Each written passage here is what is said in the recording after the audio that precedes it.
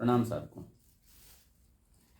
हम लोग बात कर रहे थे इलेक्ट्रोमैग्नेटिक वेव्स की और इलेक्ट्रिक वेव्स तक की चर्चा पिछले वीडियो में हम कर पाए थे।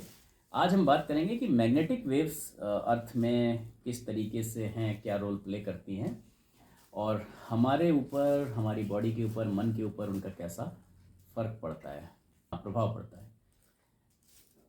तो हालांकि अगर हम देखें तो अगर आप देखें गांव में या बहुत सारे शहरों में भी आपको कई सारे, आजकल तो बहुत सारा वास्तु के लिहाज से भी होता है कि इस दिशा में पैर करके नहीं सोना चाहिए, इस दिशा में सिर करके नहीं सोना चाहिए, ऐसा करना चाहिए, वैसा करना चाहिए।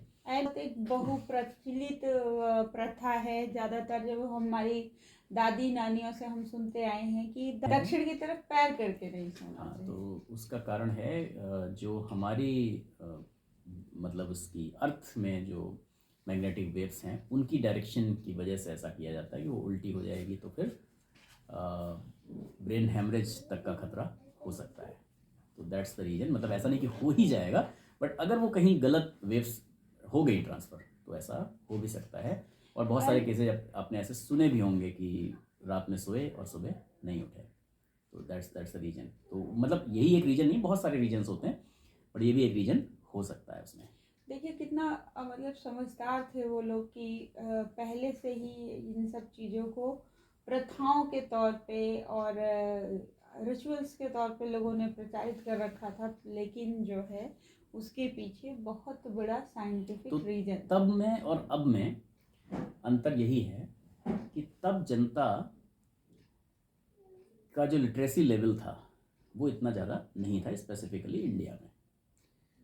तो हमारे जो ऋषि थे वो बहुत समझदार थे, तो उन्हें पता था कि भाई कैसे समझाया जाए। तो ये एक फ़र्क थोड़ा सा होता है, जैसे जैसे हम ऊपर बढ़ते जाते हैं तो हमारा लॉजिकल ब्रेन ज़्यादा डेवलप होता चला जाता है और हमारी श्रद्धा कम होती चली जाती है। और शास्त्र हमेशा कहते हैं श्रद्धावान लभते ज्ञानम, श्रद्धावान को लाभ ज़्यादा मिलता है, ज्ञान का लाभ ज़्यादा मिलता है। लॉजिकल को ज्ञान तो मिलता है पर ज्ञान का लाभ कितना मिल पाएगा वो थोड़ा सा मुश्किल है, क्योंकि वो लॉजिक के एंड तक जाकर उसको करना शुरू करता है और तर्क कब कुतर्क में और वितर्क में बदल जाता है वो पता नहीं चलता। तो बेसिकली उस समय इसीलिए चीज़ों को इम्प्लीमेंट करवाना उनके लिए ज़्यादा आसान था। उन्होंने जब लोग आज की डेट में, तो आप ये समझिए आज की डेट में तो हम खाना गैस पे बनाते हैं। हम ना तो घरों के अंदर कोयले का इस्तेमाल करते हैं, ना लकड़ी का इस्तेमाल करते हैं। उस ज़माने में जब अंधाधुंध पेड़ काटे जा रहे थे क्योंकि लकड़ी से जला के खाना बनता था, आबादी आप आज के कंपैरिजन में बहुत ज़्यादा कम थी, लेकिन फिर भी उनको लगा, ऋषियों को, कि यार इतनी तरीके से अगर पेड़ काटे जाएंगे तो बड़ा मुश्किल हो जाएगा आगे का जीवन लोगों के लिए। तो उन्होंने बोला पीपल के पेड़ में ब्रह्मदेव का वास है। तो because peepal and tulsi are two trees and plants जो कि 24 घंटे ऑक्सीजन देते हैं। बाकी सारे आपको 24 घंटे ऑक्सीजन नहीं देते, वो सिर्फ दिन में जब वो अपना खाना बनाते हैं फोटोसिंथेसिस, प्रकाश संश्लेषण की क्रिया के द्वारा, तो उस वक्त केवल वो ऑक्सीजन देते हैं, बाकी रात में वो कार्बन डाइऑक्साइड ही छोड़ते हैं। दैट्स वाई गाँव में ये भी था कि रात में पेड़ के नीचे नहीं सोना चाहिए। तो उसका भी रीज़न यही है कि रात में पीपल को छोड़ के बाकी सारे पेड़ कार्बन डाइऑक्साइड छोड़ते हैं, तो वो रात में हमेशा लोग पेड़ के नीचे से हट जाते थे। मतलब जब हम लोग छोटे थे और गांव जाते थे, स्पेशली गांव में बाबा बोलते थे कि एक तो जितने भी पीपल के पौधे हैं उनमें ब्रह्म का वास होता है, तो इसलिए उसको काटा नहीं कोई नहीं जा काटेगा, पूजा करते हैं। एंड कभी भी किसी भी पेड़ को काट सकते हैं, बट पीपल के पेड़ को काटने से कहते थे कि आपके घर में कुछ ना कुछ विपत्ति आएगी। अगर आपने पीपल का छोटा सा भी पौधा जो कि अभी स्टार्टिंग उसमें है तो भी अगर उसे काट दिया तो पक्का कुछ ना कुछ आपके परिवार में विपत्ति आएगी। वो हमेशा बोलते थे कि पीपल का काटना अशुभ होता है, तो इसलिए पीपल के जितने भी पौधे उग रहे हैं उनको कभी भी काटिए मत। अपार्ट फ्रॉम दैट उन्होंने ये भी एसोसिएट किया ऋषियों ने कि आपको कोई भी हरा फलदार पेड़ नहीं काटना है। हाँ, दे सेड हरा फलदार पेड़ की इवन डाल भी काटना, इट्स जस्ट लाइक आपके घर में पुत्रहानि। हाँ, उसको ये माना गया था। एक्चुअली उस समय मतलब अगर आप सन को सर्वोच्च उसमें वो दिया जाता था कि आपका बेटा जो है वो आपकी बहुत बड़ी एक प्रायोरिटी होती थी लोगों की नज़र में, बच्चों में भी संपत्ति, वो संपत्ति के तौर पे पुत्र मानते धन थे, आदमी कहता है ना, पुत्र धन। पुत्र को धन के तौर पे। बाद में हालांकि गुरुदेव जी ने इस चीज़ को बहुत ही ज़्यादा हो किया, उन्होंने कहा कि पुत्र हो या पुत्री दोनों ही इक्वलेंट है, एंड जितने भी हमारे धर्म शास्त्र हैं उनमें जहाँ जहाँ भी पुत्र का मतलब है तो वो मतलब पुत्र और पुत्री दोनों के लिए वो है।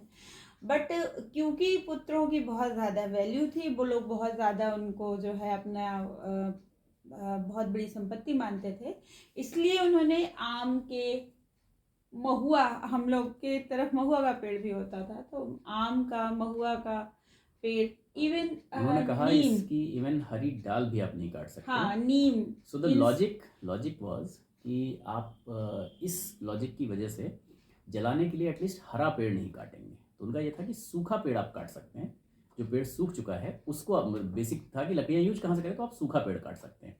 केले के पेड़ में विष्णु जी का वास है ना, नीम के पेड़ में जल चढ़ाया जाता है, तो नीम को नहीं करेंगे। बिकॉज जितने अच्छे पेड़ हैं जो आपको देते हैं, फलदार हमेशा करें, क्योंकि फल आपको फल दे रहे हैं, आपको फल दे रहे हैं, पशु पक्षियों को फल दे रहे हैं, सबके लिए वो आहार का साधन है। तो हरा फलदार पेड़ बिल्कुल नहीं काटेंगे। हरा पेड़ वैसे भी आपको ऑक्सीजन दे रहा है, पानी साफ कर रहा है। जो सूख गया दैट इज डेड। एंड नीम के पेड़ के लिए तो इतना बोला जाता था कि नीम का पेड़ तो अगर आपने किसी गांव में किसी व्यक्ति ने काट दिया तो उस गांव पे विपदा आ जाएगी। वो लोग तो कहते थे नीम का पेड़ काटा, उसमें शीतला माता का वास होता है, आपके पूरे गांव में विपत्ति आ जाएगी। तो मतलब काफी सारे ऑब्स्टिकल्स बना रखे थे उन्होंने इस तरीके से, सो दैट कि लोग समझें और उन चीजों को ना करें। तो आज हमारी चेतना धीरे धीरे डेवलप हुई, तो हमने काटने शुरू कर दिए। हम हर चीज को लॉजिक से समझना चाहते हैं। अध्यात्म विज्ञान का जहाँ तक संबंध है, तो बहुत सारी चीज़ें गुरुदेव जैसे युग पुरुष समझा के गए प्राण शक्ति के माध्यम से, कि आप प्राण विद्युत से समझें, फिर चुंबकीय तरंगों से समझें। पर एक लेवल के बाद अध्यात्म में जहाँ पर आप ऊपर बढ़ते चले जाते हैं लॉजिक के थ्रू, एक लेवल के बाद चीज़ आ जाती है सेल्फ रियलाइजेशन। उसका नाम ही है सेल्फ रियलाइजेशन। तो वो सिर्फ रियलाइज किया जा सकता है, अनुभव किया जा सकता है, उसको समझाया नहीं जा सकता, वो सिर्फ समझा जा सकता है, बिकॉज दैट इज रियलाइजेशन। तो जब आप ध्यान की अवस्था में बैठे हैं तो भी वो स्थिति आती है कि अलग तरह की अनुभूतियां होती हैं, इवन उन अनुभूतियों तक को भी किसी और के साथ शेयर नहीं किया जा सकता। तो वो फीलिंग्स को भी आप एक्सप्रेस तो कर सकते हैं, बट आप समझा नहीं सकते किसी को। जैसे माँ अपने पुत्र से कितना प्रेम करती है, वो उसको आलिंगन करके, चुंबन करके दिखा तो सकती, लोगों को लगेगा बहुत प्यार कर रही है, लेकिन वो किसी को बता नहीं सकती कितना ज़्यादा प्यार है। That cannot be expressed, वो बताया नहीं जा सकता, कहीं कोई तोल नहीं है। हाँ, लेकिन फिर भी चलिए वो आपको दिख रहा है, बट वायु है तो वो आपको दिख नहीं रही है, प्रकाश है तो फिर भी आपको दिख रहा है। तो और जहाँ वायु भी नहीं है, वैक्यूम, वहाँ पर भी कुछ तो है ना। अब आप उसको कैसे एक्सप्रेस करेंगे? आप वैक्यूम कह तो देंगे। जो आदमी वैक्यूम में गया है, वैक्यूम में चला है, वो आपको बता देगा यार ऐसा ऐसा लगता है समथिंग, कि आप जैसे बादलों पे चल रहे हो, आप पानी पे चल रहे हो। जो लोग गए हैं उन्होंने ऐसे एक्सप्लेन किया ना, ऐसे ही गुरुदेव भी समझाने की कोशिश कर रहे हैं। तो वो बादलों पे चलना जैसा तो कुछ होता नहीं है, बट वो उसको ऐसा आपको बताने की कोशिश करते हैं, बट एग्जैक्टली वो नहीं कर सकते। एग्जैक्टली जब आप जाके अंतरिक्ष में चलेंगे, वैक्यूम में चलेंगे, तभी आपको पता चलेगा यार वैक्यूम कैसा लगता है। So that is realise. ईश्वर या सेल्फ रियलाइजेशन तर्क से परे है, और जिसने रियलाइज कर भी लिया है वो आपको रियलाइज तो करवा सकता है, लेकिन उसके लिए भी आपकी पात्रता विकसित होनी जरूरी है।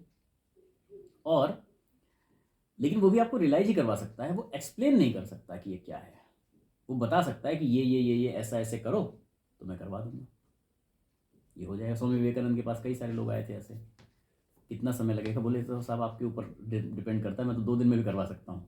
जो चीज़ें मैं कह रहा हूँ आप उसको कितना फॉलो करते हैं उस पर निर्भर करता है। तो आज हम लोग चुंबकीय वातावरण की, चुंबकीय तरंगों की बात करेंगे आज की वीडियो में।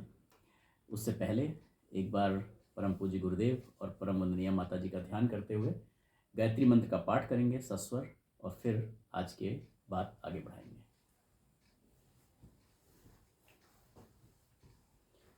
ओम भूर्भुवः स्वः तत्सवितुर्वरेण्यं भर्गो देवस्य धीमहि धियो यो नः प्रचोदयात्। प्रणाम। गुरुदेव कहते हैं कि पृथ्वी के इर्द गिर्द एक चुंबकीय वातावरण दूर दूर तक फैला हुआ है। तो जो साइंस के विद्यार्थी रहे हैं या हैं वो आराम से इसको समझ जाएंगे। मैग्नेटिक वेव्स हमारे धरती के चारों तरफ हैं। धरती का गुरुत्वाकर्षण ही सब कुछ नहीं है, ये चुंबकीय वातावरण उसके साथ मिलकर अपने लोक में संव्याप्त कितनी ही क्षमताओं को जन्म देता है, उनके आधार पर संसार की अनेक गतिविधियों तथा प्राणियों की कितनी ही आवश्यकताएं पूरी करने वाले सुयोग बनते हैं। तो केवल आप कहें कि ग्रेविटेशनल फोर्स ही सब कुछ है तो वो नहीं है। उसके साथ में जो मैग्नेटिक वेव्स की ये पावर मिलती है उसके साथ मिलकर सारी चीज़ें होती हैं। नाउ द पॉइंट इज़ कि ये चुंबकत्व, ये मैग्नेटिज्म आता कहाँ से है, इसका सोर्स कहाँ है, इसका सेंटर कहाँ है। तो इसकी खोज अंतर्ग्रही अनुदानों के रूप में की जा रही थी, पर अब ये पता चला कि पृथ्वी के ही अपने गहन अंतराल से निकलने वाला ये शक्ति प्रवाह है। मतलब सेंटर से, अर्थ के सेंटर से ही निकलता है कहीं ना कहीं। ये ग्रेविटी की बात हो रही है? नहीं, ये मैग्नेटिक वेव्स जो निकल रही हैं उनकी बात हो रही है कि मैग्नेटिक वेव्स कहाँ से आ रही हैं। तो ये भी पृथ्वी के अपने अंदर से ही, अपनी जो शक्ति है उससे निकल रहा है। अब यहाँ उन्होंने बताया कि अगर आप इसको देखना चाहते हैं एक्चुअली ये है या नहीं है, तो आप एक लोहे की सुई को, नॉर्मल लोहे की सुई को आप धागे से बांध के लटका दीजिए, तो उसका हमेशा एक सिरा कहाँ जाएगा, एक नॉर्थ में जाएगा और एक साउथ में जाएगा हमेशा। तो कंपास जो बना है वो इसी प्रिंसिपल पे बना। उसमें होता क्या, वो एक लोहे की निडली तो होती है केवल, तो वो अपने आप कैसे हो जाती है। अगर आप ये देखना चाहते हैं, आपको ये यकीन नहीं है कि ऐसा कोई मैग्नेटिक वेव टाइप की चीज़ होती है, तो वो इसलिए है क्योंकि हमेशा नॉर्थ साउथ पोल है ना, तो हमेशा जो मैग्नेट उधर दोनों तरफ मैग्नेटिक सेंटर्स हैं, तो आपकी जो लोहे की सुई होगी वो हमेशा एक उधर खिंच जाएगी, एक इधर खिंच जाएगी। तो इस वजह से कंपास हमेशा नॉर्थ साउथ, वो कुछ है थोड़ी, वो उसमें सिर्फ एक लोहे की निडली तो लगी हुई है। तो इस वजह से वो कंपास हमेशा इसी प्रिंसिपल पे बना हुआ है, इसी प्रिंसिपल पे काम करता है। प्राणियों के कितने ही क्रियाकलाप इसी चुंबकीय निर्देशन के आधार पर विनिर्मित होते हैं। आपके भी अपने बहुत सारी चीज़ें इसी मैग्नेटिक उसकी वजह से चीज़ें चलती हैं। तो इसी वजह से ऐसा होता है कि फलानी डायरेक्शन में सो गए, उल्टा सो गए तो सिर में दर्द होने लगा और वो चीज़ें होने लगी। दैट्स वाई, क्योंकि वो उल्टी पुल्टी मैग्नेटिक वेव्स के दायरे में आप आ जाते हैं। मनुष्य शरीर में बिजली काम करती है, ये तथ्य सर्वविदित है। तो सर्वविदित है मतलब साइंस वाले इसको जानते हैं कि आपकी बॉडी में भी एक इलेक्ट्रिसिटी होती है। आप जिनको नहीं भी पता है तो कभी ना कभी हो सकता है आपने या आपके जानने वालों में किसी न किसी ने ईसीजी जरूर करवाया होगा। तो ईसीजी यानी कि इलेक्ट्रोकार्डियोग्राफी एंड इलेक्ट्रोकार्डियोग्राम जिसको आप बोलते हैं, एंड इलेक्ट्रोइंसेफेलोग्रामी द्वारा आप इसको देख सकते हैं। तो वो अगर उसमें आप देखेंगे तो वेव्स ऐसे ऐसे ऐसे ऐसे ऐसे ऐसे ऐसे चलती रहती हैं। कभी आपने अगर नहीं भी करवाया तो फिल्मों में देखा होगा कि वो ऐसे चलता रहता है, ऐसे ऐसे ऐसे ऐसे ऐसे, और जब वो लाइन बिल्कुल सीधी हो जाती है तो इसका मतलब आदमी नहीं है, क्योंकि वो विद्युत खत्म हो गई जो बॉडी के अंदर थी। तो वो आप इलेक्ट्रिसिटी की भी अगर कभी डायरेक्शन देखेंगे तो इलेक्ट्रिसिटी भी ऐसे ही चलती है, तो सेम आता है बिल्कुल एकदम निकला हुआ। तो वो इलेक्ट्रिसिटी है जो आपको जिंदा रखे हुए हैं। तो उससे जिन लोगों ने मतलब ऐसे साइंस में नहीं उसको देखा है तो वो समझ सकते हैं इससे। हमारी रक्त नलिकाओं में लौह युक्त हीमोग्लोबिन भरा पड़ा है। तो आयरन तो हम सब जानते हैं, हमारी बॉडी में आयरन है। साइंस एंड स्पेसिफिकली प्राण शक्ति और एनाटॉमी की जब बात की जाए तो जिन्होंने बायोलॉजी डीप में पढ़ी है, जो डॉक्टर्स हैं, तो उनको तो अच्छे समझ में आएगा। सो बट नॉर्मली भी साइंस वालों को समझ में आ जाता है। बट आप वैसे भी देखें ना, मतलब मैं कह रहा हूँ नॉर्मली आप देखें बॉडी में आयरन है, डॉक्टर बोलता है ना आयरन की कमी हो गई, ये खाइए, क्या बोलते हैं, पालक खाइए, सेब खाइए, और आयरन की टैबलेट्स, अगर ज़्यादा कमी हो गई तो आयरन की टैबलेट्स खाने को कहते हैं। आप सेब का तो लोग दिखाते हैं कि सेब खाइए, काट के रख दीजिए, रेड हो जाता है। क्यों? क्योंकि उसमें आयरन है। तो आयरन सेब के काटने में जब आप उसे रख देते हैं रेड रेड हो जाता है। तो क्योंकि आयरन की प्रॉपर्टी है कि वो हवा से रिएक्शन करके आयरन में लाल हो जाता है ना, जंग लग जाती है उसमें।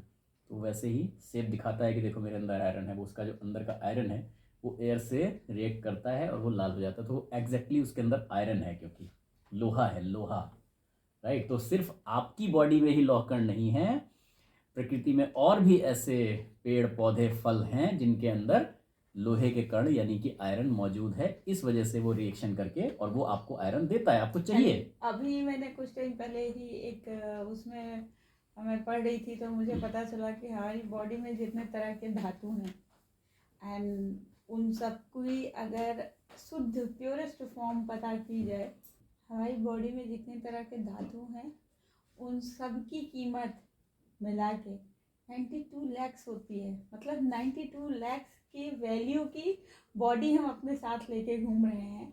एंड मोस्ट ऑफ अस कई बार फील करते हैं यार हम बहुत गरीब हैं, हमारे पास पैसे नहीं है, हम बहुत वैल्यूबल शरीर दिया है ईश्वर ने हम लोगों को और शुरू से, और उसके बावजूद चाहे हम बच्चे हों चाहे बड़े हों हमेशा हमारे साथ रहती है ये बॉडी जिसकी कीमत इतनी ज़्यादा है, और उसके बावजूद हम कई बार खुद को गरीब फील करते हैं।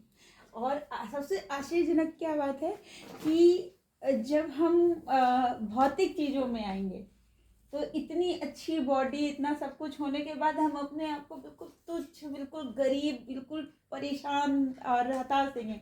और जब हमारी बॉडी की बात करने पे आएंगे तो सिर्फ बॉडी के अलावा और किसी चीज़ को अपने से वो नहीं हुआ। सबसे बड़ी इम्पोर्टेंट, सबसे बड़ा हमारा अस्तित्व, हमारी पहचान, सब कुछ बस ये एक बॉडी रह जाती है। I am this person, I am this person. So मतलब मैं बॉडी को ही मानता हूँ कि मैं हूँ। एंड उससे इतने हम किसी बात को इवन सोचते तक नहीं है क्या। एंड मोस्ट ऑफ टाइम अगर हम देखें तो हमारा जो लाइफ का पूरा गोल है, टारगेट्स, वो सारा कुछ इस बॉडी के इर्द गिर्द घूमते हैं। इम्पोर्टेंस होती है वो उस नाम के साथ जुड़ा होता है जो इस शरीर से जुड़ा है, या फिर इस शरीर से को सुंदर बनाने के जो उपाय हैं, या मान, पद, प्रतिष्ठा, संपत्ति, मतलब अल्टीमेटली ये सारी चीज़ें कहीं ना कहीं इस बॉडी से एसोसिएटेड हैं। हम अपनी लाइफ का संपूर्ण टारगेट सिर्फ और सिर्फ इस बॉडी के आगे। जैसे हमारी वेन्स के अंदर जो खून बह रहा है उसके अंदर हीमोग्लोबिन है जिसके अंदर आयरन है, लौह कण है। तो जैसे लौह कण और चुंबक आपस में चिपके रहते हैं, तो अर्थ के अंदर मैग्नेटिक वेव्स हैं और हमारे अंदर लोहे के कण हैं। तो यही रीजन है कि जैसे ही ये शरीर छूटने का ध्यान आता है तो हमें तकलीफ़ होने लगती है, क्योंकि वो चुंबक से चिपके हुए हैं।